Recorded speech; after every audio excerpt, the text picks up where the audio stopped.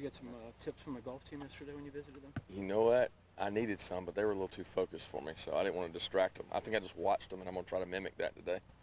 Hopefully I can do that. A lot more people out here than there were there, though. Some tight fairways out here, so that'd be good and exciting. A lot more people watching your golf swing now, too, now that you are a head coach, right? Sure.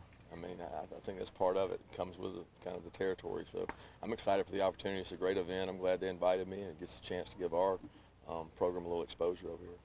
What's the competition like with you and all the other head coaches that are out here playing? I don't know about everybody, but I know Coach Freeze has issued several challenges, so he'll be out to get me. He got us at the Chick-fil-A challenge, so he wants another shot here. He's a pretty good golfer too, a lot better than me. He gets a lot more practice. He's been a head coach longer. So. Kirby, when you get to Destin, is there anything in particular you want to bring up? Not really. I mean, to be honest with you, we've had a couple meetings, pre-meetings, getting prepared for Destin, and I'm going to be a big part of the observing and the opinions, but not necessarily the agenda.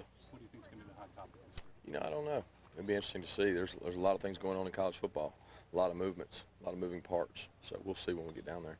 How much of an impact has the unlimited texting and interaction kind of already had the last couple of weeks? It's had a lot of impact on my kids because I'm seeing them a lot less than because they're having to text more. So it creates a demand, I think, on the prospect and on the coaches, because if you're not doing it, somebody else is.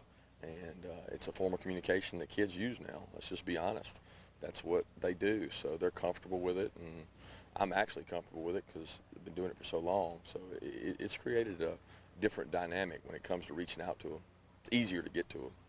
Kirby, what are you the most excited about heading into your first season as a head coach? You know, just the opportunity to see the players grow and see the team grow, you know, see what they do and really kind of how they gel. You know, the biggest part is they're getting to know us as coaches. We're getting to know them as players. So the more time we get with them, the closer we get really fast.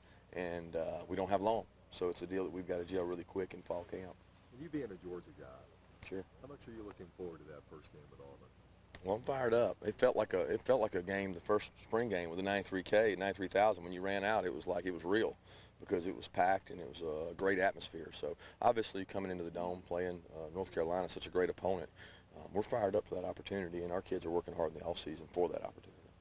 Because it's a major non-conference opponent, do you think that makes the preparation maybe a little easier, maybe a little more passion? A little easier sell. You know, when you walk in the weight room and you know you got to play UNC the first game, there's a commitment level I think that's probably greater than other years, and that's a good thing. That's one of the advantages of playing in those games. So. And the disadvantage? Well, you're playing a great opponent, so you don't know what you got yet. You know, and you got to find out for real the first time you go out there. It's not an opponent that's a lesser classification or anything like that. So it's a situation you better be ready to play. You had a running back depth come along with Nick and his recovery. Nick's doing great. Nick's working hard. Our depth's not where it needs to be at that position, but if he's 100%, then it would be. But we aren't where we need to be there, and we're trying to improve that. So. You had a running back son yesterday. Can you talk about him? Yeah. What he brings to the table? You know, he's a great kid, Mark, first of all, and he's a kid that did a lot of stuff academically to improve, and I think he's going to improve our overall team.